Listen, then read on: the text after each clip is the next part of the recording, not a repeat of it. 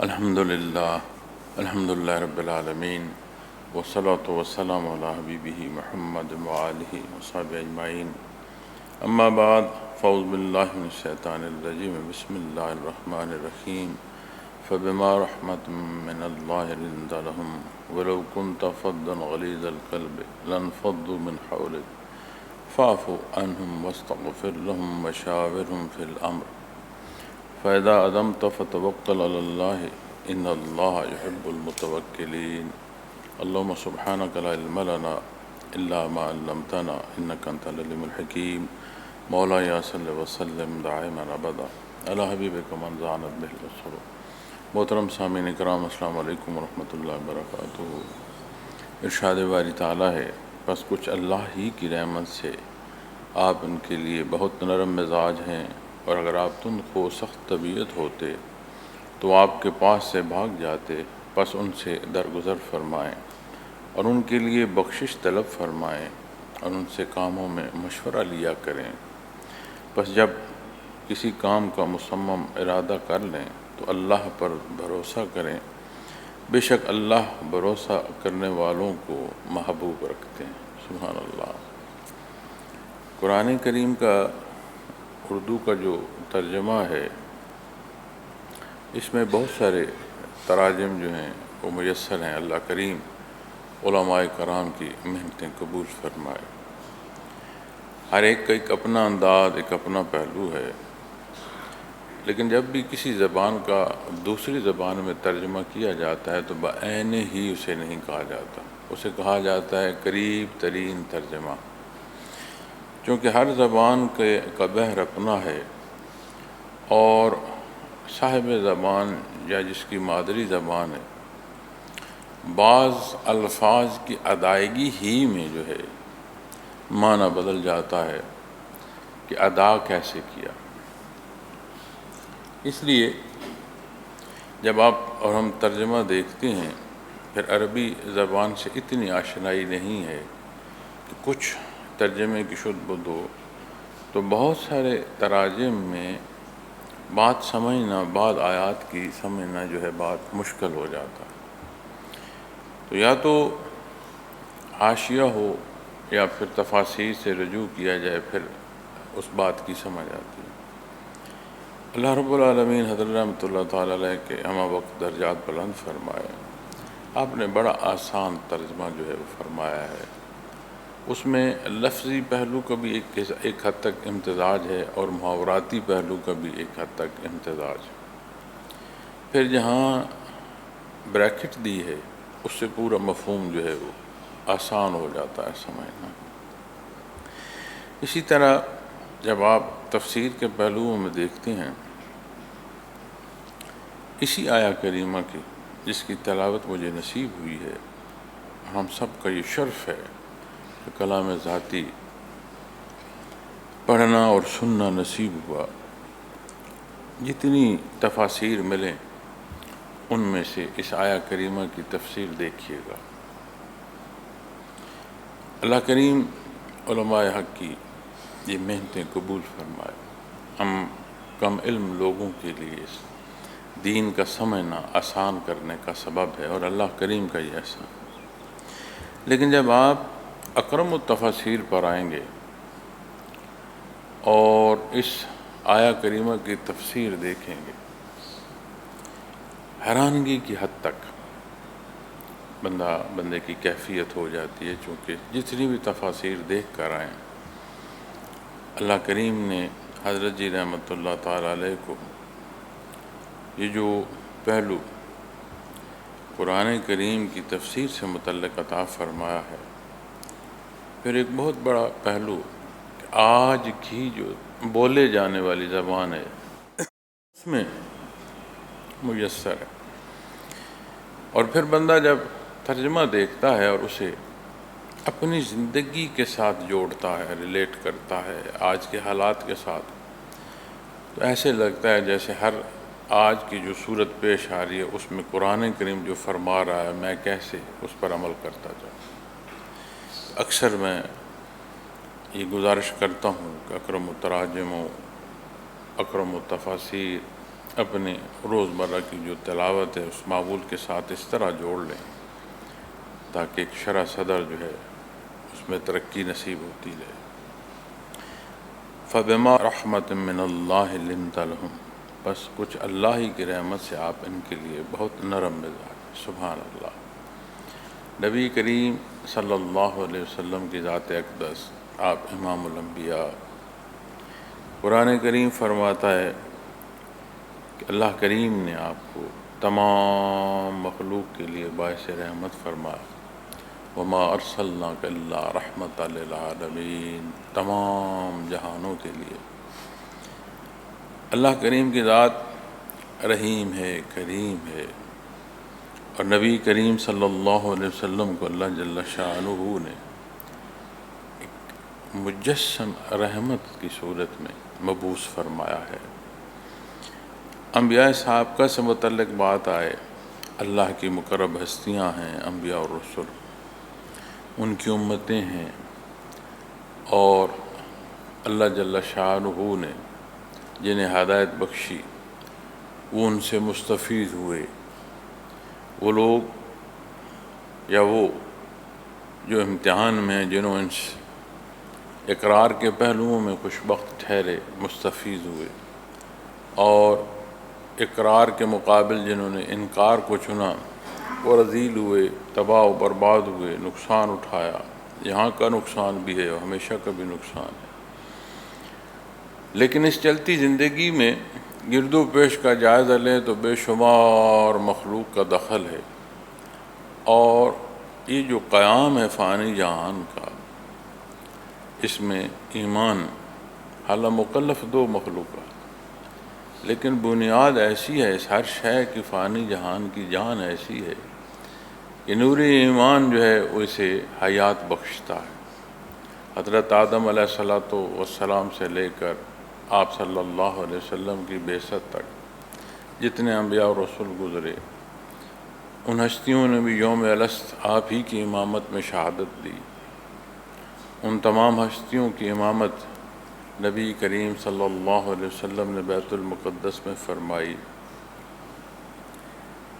اور جب اللہ کی رحمت کا اعلان فرمایا گیا قرآن کریم میں، ایک آپ کی ذات مبارک ہے کہ جسے فرمایا گیا کہ عالمین کے لیے باعث رحمت ہے۔ تو جب بھی جہاں بھی جس امت کو برکتیں نصیب ہوئیں وہ بوسیلہ محمد رسول اللہ صلی اللہ علیہ وسلم نصیب ہوئی، اور تکمیل اس امامت پر اللہ جل شانہ نے فرما دی جب دوگانہ کی امامت آپ نے بیت المقدس میں فرمائی۔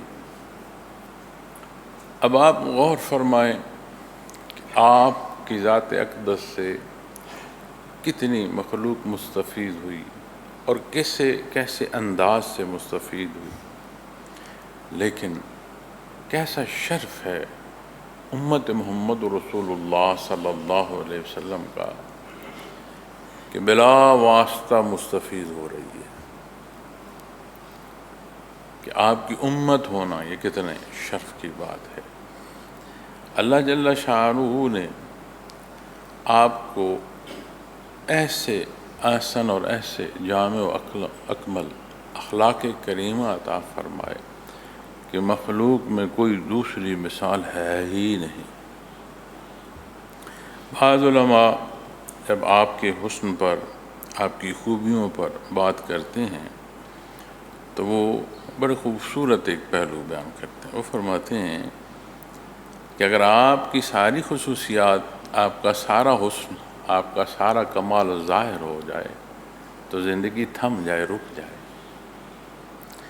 حضرت یوسف علیہ السلام کے حسن کو دیکھ کر ہاتھ تو کٹ گئے، لیکن آپ کو اللہ جل شانہ نے اتنا کچھ عطا فرما رکھا ہے کہ ان ہستیوں سے بھی جو مستفید ہوئے وہ وسیلہ آپ کی ذات ہے۔ تو جب حسن و کمالات کی بات آئے گی، اللہ کریم نے اتنا کچھ آپ کو عطا فرما رکھا ہے کہ زندگی تھم جائے، رک جائے۔ اور اللہ کریم فرما رہے ہیں بس کچھ اللہ ہی کے رحمت سے آپ ان کے لیے بہت نرم مزاج ہے۔ شان نزول میں غزوہ احد ہے، اور یہ کچھ رکوع ہیں جن میں غزوہ احد سے متعلق آیات جو ہیں وہ ارشاد فرمائی گئی ہیں اور مختلف پہلو بیان فرمائے گئے ہیں، جہاں صاحب ایمان کی عظمتیں، ان کے پہلو اور وہ حصے جو حالات کے زیر و بم میں جن کا ادراک درکار ہے، قرآن کریم نے جہاں ان کی نشاندہی فرمائی ہے، ماں کافر و مشرک و منافق، ان کی بھی بے شمار پہلو بیان فرمائے۔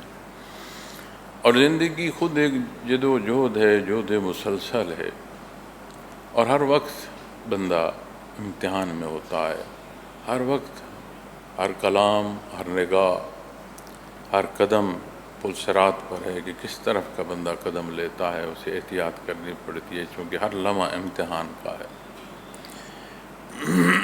بعض علماء، صوفیاء، ان کے عجیب واقعات ملتے ہیں، کشف و کرامات کی بے شمار باتیں ہوتی ہیں، بعض لوگوں کے لیے وہی کشف امتحان بن جاتے ہیں۔ صرف کسی ایک پہلو کا کشف میں فیصلہ کرنا اور وہ پہلو کا درست نہ ہونا بندے کے لیے جو جتنی اس نے ریاضت کی ہے اس کے ضیاع کا سبب ہو جاتا۔ تو جو جہاں ہے، جس حیثیت میں ہے، جس دراک سے ہے، جو مقام ہے، اس نسبت سے اپنا امتحان ہے۔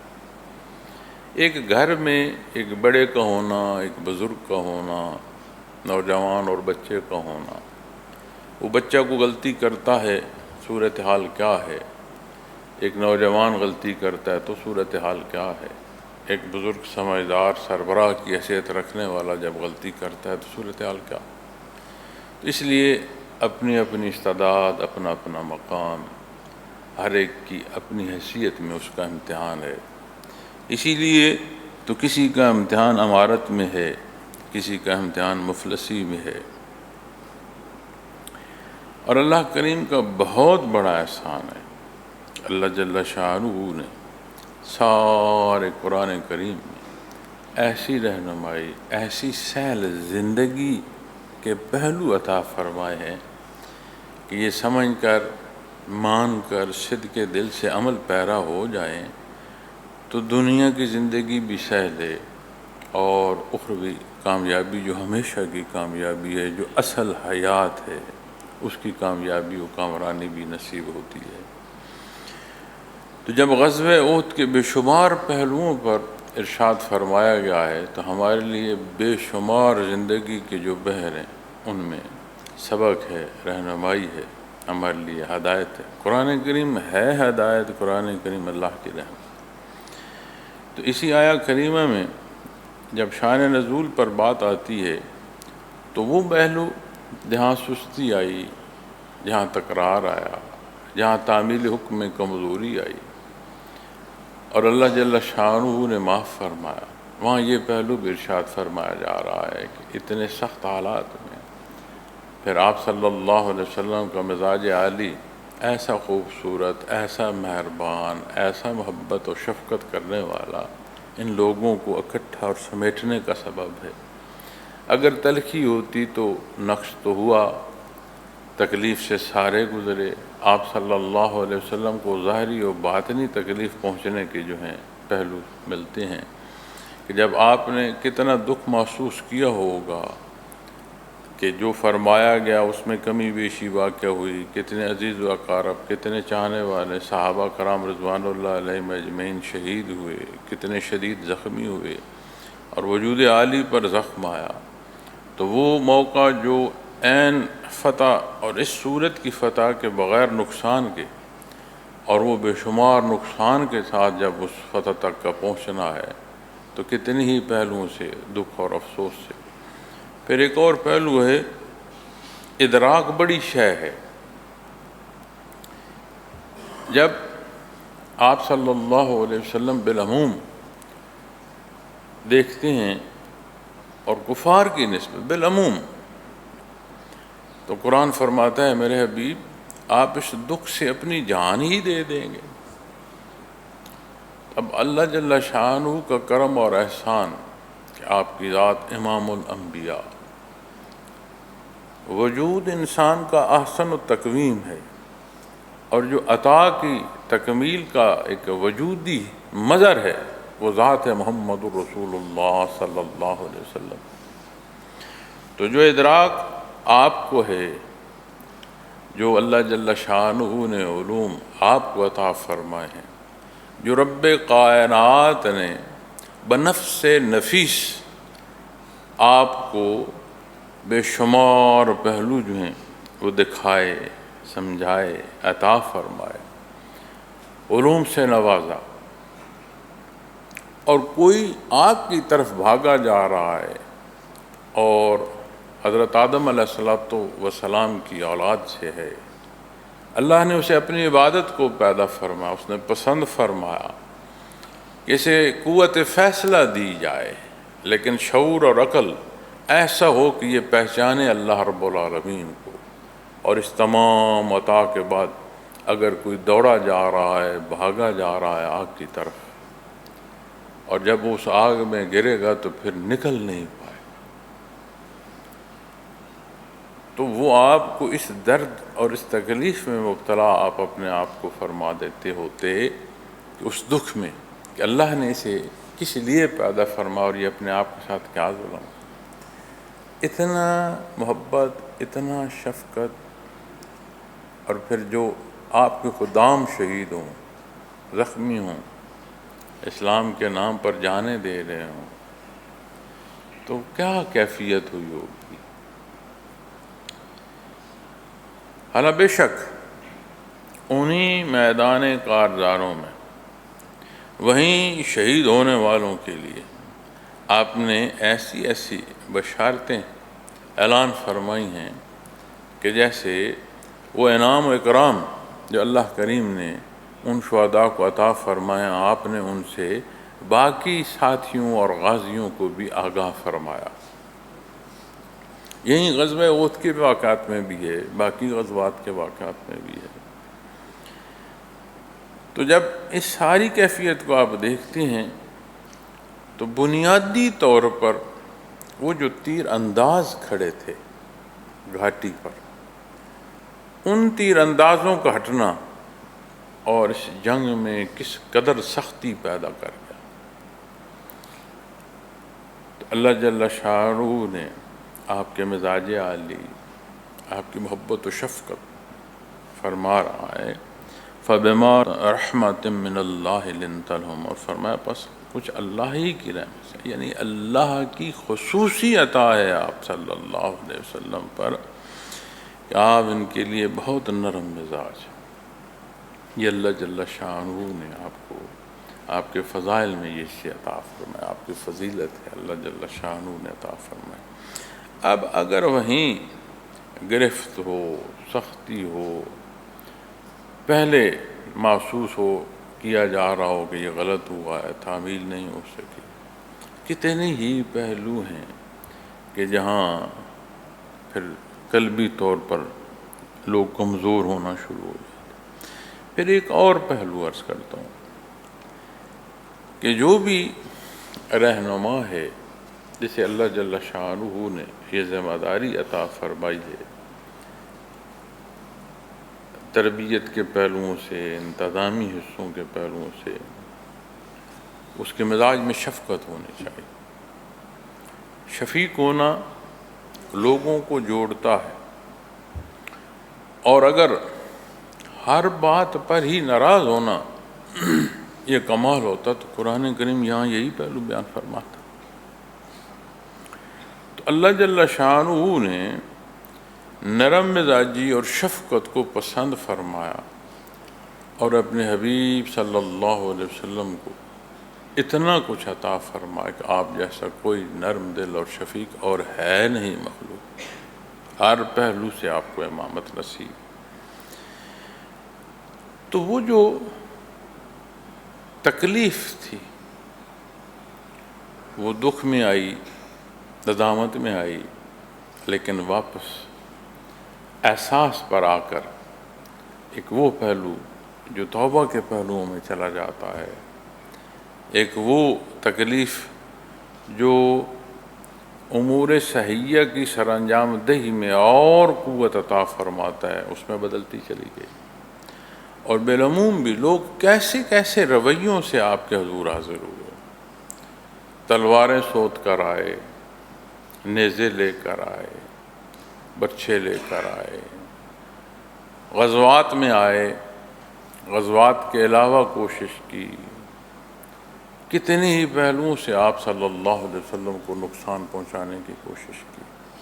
ایک بدبخت ہے اور وہ بھی ادھر ہی ہے، غزوہ احد، جس پر آپ نے پھر واپس تیر چلایا اور ہلکا سا اس کو گزر کر گیا، کوئی یہ نہیں تھا کہ وہ سیدھا لگا، ہلکا سا زخم کرتا ہوا، خراش ڈالتا ہوا نکل گیا۔ وہ واحد بدبخت، اور اس نے پوری کوشش کی کہ آپ صلی اللہ علیہ وسلم کو نقصان پہنچائے۔ اور روایات میں ملتا ہے کہ جب واپس جا رہا تھا تو چیختا تھا، چلاتا تھا، کہتا تھا میں بچ نہیں سکتا، اور ساتھ ہی اس کا مزاح اڑایا کرتے تھے کہ تو اتنا دلیر، اتنا لڑنے والا، اتنا ماہر، ایک خراش سے تو چیخ رہا ہے۔ اس نے کہا نہیں،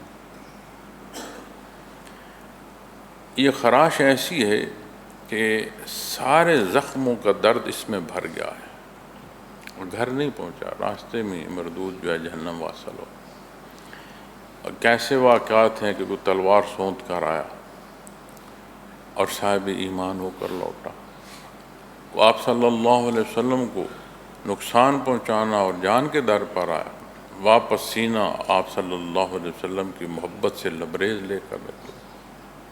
یہ شان ہے آپ صلی اللہ علیہ وسلم کی۔ تو اللہ کا خصوصی کرم اور احسان، یہ پہلو ہے آپ کی ذات اقدس۔ آپ صلی اللہ علیہ وسلم کی بعثت، یتلو علیہم آیاتہ، یہاں پھر امت داخل ہوتی، اور ایمان وہ فضیلت و عظمت ہے جو مستفیض ہوتا ہے امتی اللہ کریم کی رحمت سے، چونکہ نبی علیہ الصلوۃ والسلام سے جو تعلق ہے، یہ تعلق مع اللہ تک پہنچاتا ہے، اور اللہ جل شانہ کی پہچان نصیب ہوتی ہے۔ وہ صاف اختیار بندہ کرتا ہے جن کی تربیت نصیب ہو کہ اللہ راضی ہو، ان امور سے رکتا ہے جو رب کائنات نے ناپسند فرمایا۔ یہ پسند و ناپسند ذات باری تعالیٰ کی کہاں سے پائی؟ بعثت محمد الرسول اللہ صلی اللہ علیہ وسلم سے۔ کتنا احسان! اور اللہ کریم فرما رہے ہیں فَبِمَا رَحْمَةٍ مِّنَ اللَّهِ لِنْتَ لَهُمْ، ان کے لیے یہ خصوصی کرم اور احسان ہے اللہ رب العالمین کا۔ اب اس آیہ کریمہ کے اس حصے پر آپ جتنے پہلو بول سکیں بولتے جائیں وہ کم ہے۔ اللہ وہ شرح صدر ہمیں عطا فرمائے کہ اس کے ظاہر سے باطنی حصوں تک آگاہی نصیب ہو، شناسائی نصیب ہو۔ وَلَوْ كُنْتَ فَظًّا غَلِيظَ الْقَلْبِ لَانفَضُّوا مِنْ حَوْلِكَ، اور اگر آپ تم کو سخت طبیعت ہوتے تو آپ کے پاس سے بھاگ جاتے۔ اب یہاں ضرورت ہے ذمہ دار کو اپنی ذمہ داری کے احساس میں کہ وہ کس رویے کا مالک ہے۔ اور اللہ جل شانہ فرما رہے ہیں جہاں نبی کریم صلی اللہ علیہ وسلم پر بالخصوص عطا کا ارشاد فرمایا جا رہا ہے، وہاں اس کے نتائج میں بھی فرمایا جا رہا ہے کہ آپ کی محبت و شفقت جو ہے انہیں جوڑے ہے، انہیں دین کی طرف متوجہ بھی کر رہی ہے، اور وہاں رہنے کا بہت بڑا اللہ کا جو کرم اور احسان ہے کہ ان کے لیے وہ سبب ہو رہی ہے آپ کی رحمت، آپ کی شفقت، آپ کی محبت۔ اور اگر فرمائے اور اگر آپ تلخ و سخت طبیعت ہوتے وَلَوْ كُنْتَ فَظًّا غَلِيظَ الْقَلْبِ، تو کیا نتیجہ ہوتا؟ لَانفَضُّوا مِنْ حَوْلِكَ، تو دوسرا نتیجہ ہوتا وہ آپ کے پاس سے بھاگ جاتا۔ محترم سامعین کرام، ہمارے لیے جو اس میں سبق ہے بحیثیت مسلمان عام کہ جہاں جس کا اختیار ہے اپنے اس اختیار کو اللہ جل شانہ کے اس فرمان اور نبی کریم صلی اللہ علیہ وسلم کی سنت کے مطابق ڈھالے۔ اور جب بحیثیت سالک ہم بات کریں گے، سلسلہ نقشبندیہ اویسیہ جہاں میں بیٹھا آپ سے گزارش کر رہا ہوں، گزارشات پیش کر رہا ہوں، تو پھر آپ تمام ذمہ دار مجھ سمیت ان کے لیے سبق ہے یہ آیا کریں۔ اکثر صاحب اختیار کا غصہ زیادہ ہوتا ہے۔ اس کا غصہ کیوں زیادہ ہوتا ہے کہ وہ صاحب اختیار ہے؟ تو صاحب اختیار کا حوصلہ بھی اتنا ہونا چاہیے نا جی جتنا اس کا اختیار ہے۔ اگر وہ بات بات پر جھگڑے گا تو اپنے اختیار میں تجاوز کر رہا ہے۔ عمارت کا کتنا حکم ہے کہ امیر کی تعمیل کی جائے، کیونکہ یہ تعمیل ایک مربوط نظم جو ہے وہ پیدا کرتی ہے۔ تو صحابہ کرام رضوان اللہ علیہم اجمعین کے واقعات میں ایک واقعہ ایسا بھی ملتا ہے کہ ایک جگہ امیر نے حکم دیا جلتی آگ میں اس میں داخل ہو، تو جہاں حکم دیا گیا وہاں سے ایک صحابی رسول کھڑے ہوئے، انہوں نے کہا میاں اس آگ سے تو بھاگ کر ہم در مصطفیٰ پر پہنچے ہیں، واپس آگ میں دھکیلتے ہو۔ تو جب عمارت کی نزاکت کے اصول اور ضوابط قرآن عطا فرما رہا ہے تو اس پر مزاج ذاتی حاوی آ گیا تو پھر اس کا جواب ہم کیا دیں گے؟ میں نہیں سمجھتا کہ کسی کے دھکا دینے سے کوئی دین سے دور ہوگا، یہ میں نہیں سمجھتا، کیونکہ قرآن کریم بڑا واضح بیان فرماتا ہے۔ ہدایت بنیاد ہے انابت اس کی، اور ہدایت ہے اللہ کا محض کرم اور احسان۔ کون ہے جو اللہ جل شانہ کے کرم اور احسان کو روک سکے؟ کیا قرآن نہیں فرماتا جسے اللہ جو عطا فرمانا چاہے اسے کوئی نہیں روک سکتا؟ جسے اللہ جل شانہ کو شے لینا چاہے روک وہاں بھی کوئی نہیں سکتا۔ تو یہ کیسے ہے کہ اللہ کی رحمت سے کسی کو کوئی دور کرتے؟ نہیں ہو سکتا۔ ہاں، دونوں کے اپنے اپنے حصے ہیں اس میں۔ جو ذکر اللہ سے اللہ سے دور ہو رہا ہے اس کے سبب میں کسی کی زیادتی ہے، یقیناً اس کی زیادتی کا محاسبہ اپنے پہلوؤں میں ہے، لیکن جو دور ہو رہا ہے اس کے قلب میں اپنا نقص ہوگا۔ یہ نہیں ہو سکتا اللہ جل شانہ کی راہ پر کوئی خلوص سے چل رہا اور اسے کوئی وہاں سے ہٹا دے، اس کے قدم ڈگمگا دے، یہ نہیں ہوتا۔ تو جو دور ہوتا ہے اس دوری کے ظاہری اسباب میں اگر کوئی شامل ہے تو اس کا محاسبہ اپنا جواب دے گا اپنے اللہ کہ میں نے اپنے اختیار کا، اپنے انداز کا، اپنے رویوں کا، تو وہ اپنا حساب ان پہلوؤں سے دے گا۔ لیکن جو دین سے دور ہوتا ہے اس دوری میں اس کا اپنا نقص ضرور شامل ہوتا ہے، کوئی نہ کوئی کہیں نہ کہیں کوئی پہلو ہوتا ہے۔ اب جب ذمہ دار کی حیثیت سے دیکھیں تو اگر آپ محبت اور شفقت سے اور درگزر سے پیش آئیں گے تو آپ لوگوں کو دین سکھا پائیں گے، دین پہنچا پائیں گے۔ لیکن اگر مخلوق رجوع کر رہی ہے دین سیکھنے کے لیے اور آپ سخت مزاجی کو لیے بیٹھے ہیں تو لوگ چلے جائیں گے، دوڑ جائیں گے۔ اب ذمہ دار ہے جس کو اللہ نے جو دیا ہے، وَمِمَّا رَزَقْنَا يُنْفِقُونَ، محض دولت نہیں ہے کہ روپے پیسے، اس میں ہر طرح کے اوصاف بھی شامل۔ اسی لیے تو دین جسے نصیب ہوتا ہے آگے دین پہنچانا اس کی ذمہ داری ہے، دین کا سمجھنا، عمل کرنا، اور پھر اگلا درجہ جو ہے وہ مخلوق تک پہنچانے کا، تو کہ اس تک بھی تو دین پہنچے۔ تو جب آپ تصوف کے پہلوؤں میں دیکھیں گے تو پھر سوچئے کہ امارت و خلافت و مشائخ ایک ہی پہلو تک ایسے ہیں۔ کون سا انداز ہمیں قرآن تعلیم دے، کون سا انداز سنت خیر الانام سے ہمیں نصیب ہوگا؟ اس لیے جب لوگ آپ سے رجوع کریں، آپ کی طرف پلٹ کر آئیں تو ان سے غصے سے نہ پیش آیا کرو۔ ناگواری جو ہے یہ پہلو درست نہیں ہے۔ ہمارے لیے یہ شکرانے کی کیفیت ہے کہ اللہ کریم کا احسان ہے، اس کا کرم ہے، اس کا شکر ادا کرنا چاہیے۔ بار الہ، تو نے ہم جیسے کمزوروں کو دین کی ترویج میں ذمہ داری عطا فرمائی، تیرا شکر ہے میرے اللہ۔ حضرت رحمۃ اللہ تعالیٰ علیہ کے پاس میں بیٹھا تھا، کسی کی دنیا کے کام کی بابت بات ہو رہی تھی، تو مجھے انہوں نے فرمایا کہ بیٹا، جو آپ کے پاس کسی کام سے آئے، تم سے جو ہو سکے اس کے کام کو سر انجام دینے میں اپنی کوشش پوری کرنا۔ اور پھر فرمایا کہ یہ ضروری نہیں آنے والا تمہارا جاننے والا ہے یا نہیں جاننے والا، اور یہ بھی فرمایا کہ تمہارے لیے وہ محبت رکھتا ہے یا یعنی اگر وہ تمہارے متعلق اس کا گمان سخت ہے، رویہ سخت ہے، تو بھی جب تمہارے پاس کام کے لیے آئے تو تم جو ہو سکے اس کے لیے کرو۔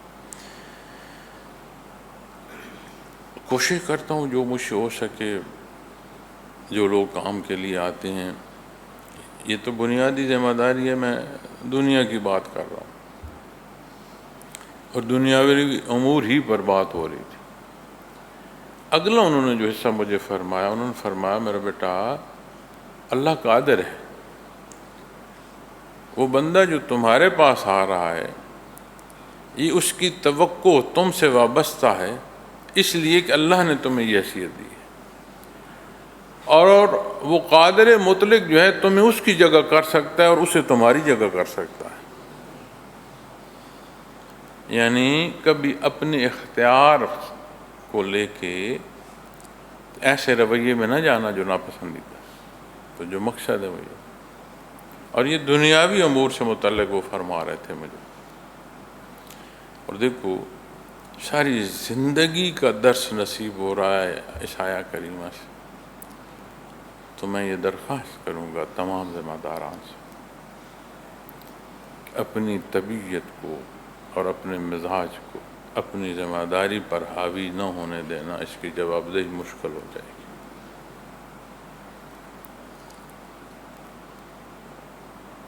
اسی کو اگر ہم اپنی اموری دنیا میں دیکھیں، ذاتی میں،